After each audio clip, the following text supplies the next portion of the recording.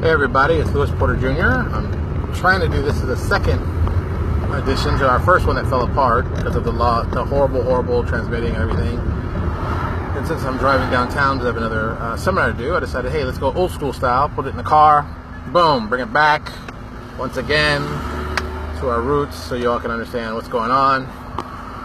I'm sorry the last one had so many problems. I'm hoping this one doesn't have so many problems since we're driving, except for the whole, heat issue thing. So I'm hoping that that's the biggest thing. So I'm and I didn't realize, got back to my desk, looked at the video on Facebook, and it's only like 20-something seconds long, even though I recorded like a 7-minute video on this. So I was like, oh, great. So a lot of the good topics I mentioned, I wondered if people saw it, and only people who saw it live got it. So, it's one of those things. But it happens. We'll keep moving on. So tonight, what I will most likely do is I'll take this video and the first video and mash them together for the YouTube channel so everybody can do that. Get excited. Come on, dude. The problems of driving. So, and of course the phone moves when I'm doing that too. But that's the last time I have to worry about that for a while, at least a little bit. Alright. So, Pinterest. Oh, God. So Pinterest, as I said, look, I'm a huge fan of Pinterest. I love Pinterest. I think Pinterest is awesome. I hope that you're using Pinterest. If you're not using Pinterest, you should go out right now, open up an account. That's free, and you should start collecting images. For those who are in, right now it's about the publisher side. If you're a publisher and you're not using Pinterest, you're really missing a great opportunity. Not alone by just finding great artists. You can find a lot of great artists on Pinterest. You'll see their stuff, you're like, ooh, and then you can follow back to where their actual account is, which I like a lot. That's one of my favorite things about Pinterest, is that you see somebody cool, follow back to maybe they have a portfolio, or maybe they got a link to something else they've done, but you can find good artists that way. And let me give you a great example. Yama Ors. I think you see, Yama Ors. It's Y-A-M-A-O-R-C-E. He did a lot of work for us when we were doing stuff for. He also did a lot of new work for Altheria. That's coming out soon. The Pathfinder space one. He's got a lot of images on there that have been passed around. I keep seeing them pop up. It's really very weird. So it's like if you didn't know anything about art and you liked his stuff, you could find his way back to his actual site that's on DeviantArt. And then from there, you could see people might have friended him or other artists that you could see for potential work. See, really it's about just making connections. This is always about making connections, and Pinterest is a great way to do that. Ugh. I'm going to be doing a lot of that today, so just deal with that. So, yeah, I'm pretty happy with, Pinterest. I think, like I've been talking about before, a lot of people don't have a graphic design background. They kind of just pick and choose what they think would look good, artistically speaking, and stuff like that. And I'm always like, and I've said it before on other podcasts and other videos, that, take a look at what Pinterest does. Take a look at, comic books. Comic books have a lot of, power to them from a design standpoint. Because look at it. These guys got to make books every month with a new cover that sells. And it's got to be something cool and potentially something that can turn into a poster or something that can go on the cover of a book. So it's like, it isn't just like the one shot and done, forget about this thing. They've got to make exciting covers just about every month. And, there's different styles of art attached to it. There's very, very photorealistic. There's also very, very abstract. There's very, very traditional comic book. So you can see a lot of different styles of art for a company that, Marvel and DC.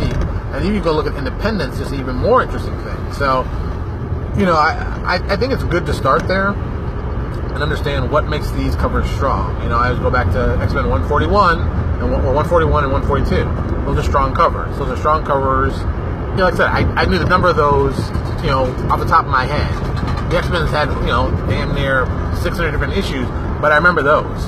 Those are important ones I remember because the covers were so powerful. And I think a lot of that goes into play. I think also something else that I think is also helpful is looking at animation. And I think this is going to be for those who are really more artists than really more guys in publishing. So for guys who are in publishing, you might want to fall asleep on this.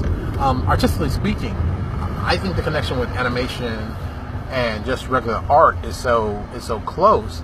It's great where you can see really great artists who switched from art to animation and did some really awesome stuff. Paul Smith is one of my favorite. Jack Kirby, yes. Jack Kirby is definitely, Jack Kirby was, the father of modern comic books. It's the joke. It's like before Jack Kirby, people didn't do what he did. And I mean, that's a lot of weight to put on your shoulders. But also just visually, that's kind of exciting. And I think that people need to push comic books, even farther along. Okay, and this goes back to the thing I was talking about, just artwork and artists and animation. You'll see why this ties in. I think a lot of people, they, at least as an artist perspective, they start drawing, and then when you add motion, it changes up your drawings completely.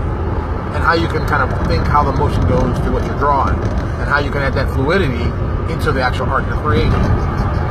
There's a company. And I don't think they're actually in business technically, but they're not. The guys who did the Red Star, Chris Gossett. If any of you are a fan of the upcoming Axanar Star Trek series coming out, Chris initially was the original director on that, but had to step out due to some other personal issues. And Chris also worked for LucasArts. I think actually LucasArts, his claim to fame, if I still remember, and I'm pretty sure I'm right about this, that's horrible, is that he created a double-edged lightsaber that you see. Chris is an artist, and I'm assuming production artist, so he's one of those kind of guys who designed that kind of stuff and said, this is kind of cool, and then they made it to the props, and there you go. So that's a pretty cool piece of claim to fame, that you can say that, hey, I made a cool weapon that appeared in Star Wars that is iconic to a certain character. That's not bad at all. But Chris also had a comic book series called the Red Star, and I've also mentioned the Red Star on this, because it is what I consider to be the future comic books. It's still today, I think, 10, 15 years ahead of where comic books are, what we're going to have to go to. So what made the Red Star so different? Well, a couple things. The people involved were comic book fans, but they also were literary fans. And I think the story they tried to tell, being a Russian war story that's built in the future with where magic is kind of digitized as a computer aspect of it, and cool stuff going on there. I think that was very cool. Tying down with the Russian Revolution made it even cooler. The thing that made the Red Star, amazingly different, and I'm sure complex to do, but just awesome book. The backgrounds, like the cityscape and things like that, were done in 3D animation. Okay, what is this? I'm in the middle of the road. It was done in 3D animation. Well, let me rephrase that. It was done with 3D modeling, where they built the backgrounds. They built them totally 3D modeled, 3D rendered, and then they put them in the background in the actual scenes, get them to line up where they wanted them, and then would draw on top of them. So you get the quick. Initially, it was the quick, low budget, low end models that you could just see for placement. The artists would draw, and then they'd finally replace those with the high end stuff they were doing. And they did this on several different things. And sometimes I said it was the smartest, most innovative thing I've ever seen coming out of comics. And we're talking, this is like 15 years ago. The closest thing I think ever came to what they did is what there was a War Machine series that came out from Marvel that used a 3D poser. I should say it was poser at the time. It must have been poser. Poser setup. Where they did the entire comic book from that kind of 3D look. Now that comic book, while it was not that good, there were some really good moments in it. Don't get me wrong. One of my favorite moments for that comic book in a long time. It still was kind of like the stuff was very stiff. It was in black and white, but the guy who devised the technology for it said, you could do 10, 12 pages a day doing this. And, while it wasn't perfect, it definitely showed a lot of where it could go.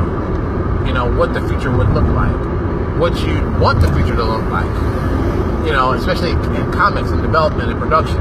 So I think there was a lot of that potential there that, I don't know if they got wasted, but definitely didn't go through as much as it should have. I would like to see it actually be a success, but that didn't happen. So, that kind of happened with the Red Star. They made it. They put out, I'm guessing, 12, 13 issues of it. I know because I've got an 8-issue large-size trade they did, and it's beautiful. It's stunningly beautiful. Even the guys at Green Ronin did the Red Star RPG for D20 Modern, but didn't use the actual D20 Modern rules. They used something modified. And it's a great book. It's a beautiful book. If you can find it, I'm sure it's out of print now. I don't think they had a big print run. Oh, funny enough, the guys who did the Red Star, they started, which is so weird. I've never understood this. They did a D20 product. All the guys are role players, so not a real surprise. But they built this other like brand of their company called Archangel, and they did a simple 32-page, if I'm correct, 32-page book where all they did were like NPCs, just beautiful artwork and just NPC write-ups of cool NPCs. And all the artwork, I think, was done by Chris initially. And it's beautiful, beautiful artwork. I mean, amazingly beautiful artwork. But, signal's weak again. Jeez. So this might drop out. So if this drops out, I'm sorry. And it's just amazingly beautiful artwork that he was doing that it was just perfect. It was what it should have been. Just perfect stuff. So, you know, that crossover between technology and traditional art, they did it. They did it right. They did it right. They did it first. Well, not really first, but they definitely did it right. I mean, the first time I think of a digital comic book would be that the digital Batman book that came out in the 90s. I think it was the 90s. Yeah, I think it was the 90s that came out. Batman. I can't remember the name of it. I see the book, but I can't remember the name. And even when they did that book was very, very rough. That was a rough book before, you know, computers were really, really ready to do the stuff we do today. I mean, if you look at machines today and how powerful they are, it's surprising to me that we don't see more crossover doing really good 3D with, like, even as the background to beautiful artwork. That to me would be, you know, simple. I know I'm telling you right now, when I do my comic book company, all of our backgrounds are most likely going to be computerized. It's like, why am I going to draw the New York skyline for the umpteenth time? We've got the New York skyline, we've got it in a great digital thing, we got it at any angle we wanted, and just have several different angles that people can choose from to put in the background of the photo and then just draw.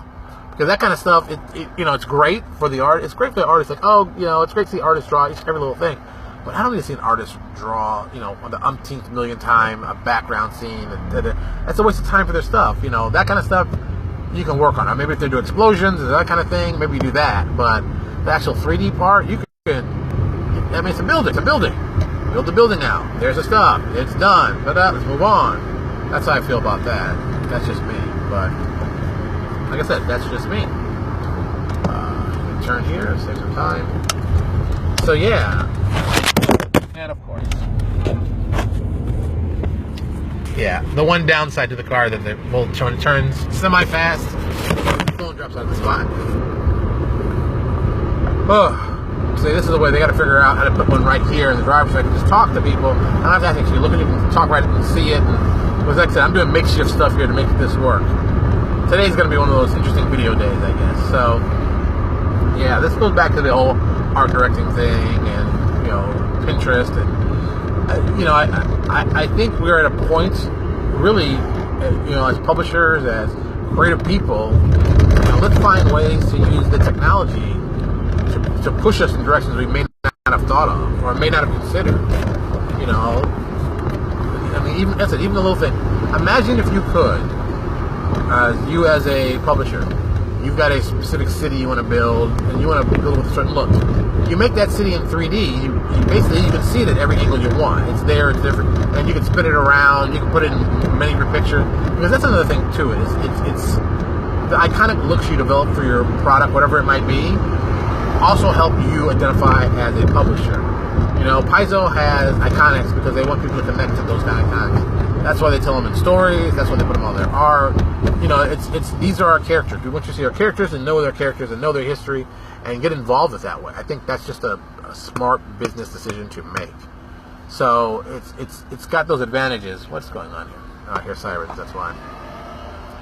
So you know, you just want to push it in cool directions. Push the cool ideas in cool directions. Ooh. See, I'm hot, I'm sweaty, and now I get the siren. Oh, here comes an ambulance, of course. Can I beat that? I can beat the ambulance. Oh, it's a fire truck, actually, not an ambulance. So, yeah, I think people have to start focusing on making the art as important, and even some points even more important than the writing. Because let's just be honest, the art's going to sell the product, the book, whatever initially. How it looks is going to sell it. That's the first thing people get to. And after that, the content, you know, for lack of a better term, is important, but you got to get people at least interested in what you're doing. I mean, I've read a lot of books that had great content. This is just one of those days. Had great content, but just awful looking books. You know, it's like you pick it up, you're like, ugh, I don't even want to read it, but it looks so awful, it looks so cheap. And that would affect, I believe, and I still believe, that affects the sales. If it looked like it wasn't impressive, it wasn't. You know, and people didn't care. So that plays in. I've seen a lot of, like, the new third-party guys do a lot of just, you know, I'm not going to call them out specific, but there's some bad covers. There's some absolutely horrible-looking covers. It's like, why would you even design this like this? I mean, that just looks like garbage. I mean, you just, you know, you didn't want to spend money, but you just said, oh, I'll get a friend of mine to do the cover art, and that'll be good enough. And then you go and see cover art from guys like Legendary Games or Wright Publishing or, you know, even me. I mean, just, you know, you see the high-end guys. That's who you're competing with. That's who you're looking at. That's the guys you got to say, hey, look at the awesome work they're doing. If I put my product next to theirs, will people actually look at my product, or will they just think it's not as good? You know, that's it. Yeah, this is going to be a whole lot of fun today. I can see it's already. Close to my destination anyway, so you can only drop out so many more times. So, you know, it just goes back to, you know, art needs to be part of the process of developing your product. And if you don't know anything about art, find someone who knows more than you. You know, your tastes in art are not always the best taste in art for the work you're doing, and you got to really understand why you need to do it a certain way. You know, I'm just saying, these are, you know, these are not set in stone. These are opinions of mine that I've learned over the years that I think will be helpful to you. You don't have to believe me, you don't have to agree with me, but I'm just thinking they'll be helpful to you in the long run. Just saying. Alright, I'm almost at my location. I'm here downtown Fort Lauderdale. I want to thank everybody who's been watching. I really do appreciate it. Sorry about the first video. I hope this one didn't totally fall apart and you guys get to see everything I was talking about. And I hope you enjoy it. Tomorrow, I have no idea what we're going to talk about, but I think I'm going to start making, you know, talks about certain things on certain days. I think that might be a better long-term choice for me. As I'm going doing this, I love doing this, but I don't want to sit down here for 30 minutes and ramble and not give you guys the information that you really came for. I want you guys to be able to get the videos, get some good ideas, and then go and do some awesome stuff. That's it. All right. I'll talk to you all later.